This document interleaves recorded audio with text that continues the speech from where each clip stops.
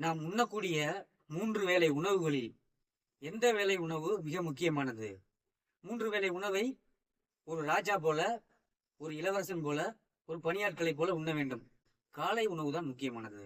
ஏனென்றால் இரவு 8 மணி நேரத்திலிருந்து 10 மணி நேரம் வரை நம் உடல் உறுப்புகள் வேலை செய்ய மனம் உறங்குகிறது.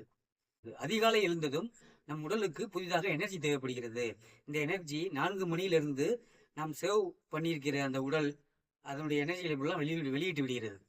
ஆக அதிகாலை உணவு தான் நம் உடலுக்கு புதிதாக எனர்ஜியை தரக்கூடிய, அன்றைய பகல் ஃபுல்லாக இயங்கக்கூடிய சக்தியை உருவாக்குகிறது. ஆக காலை உணவு தான் மிக முக்கியமானது. காலை உணவை தவிர்த்தால் காற்று உள்ளே குடலில் ஏறி தொப்பை உருவாகும். இதை தவிர்க்க காலை உணவை கடைபிடிப்போம். வளமான வாழ்வை, ஆரோக்கியமான வாழ்வை வாழ்வோம். நன்றி.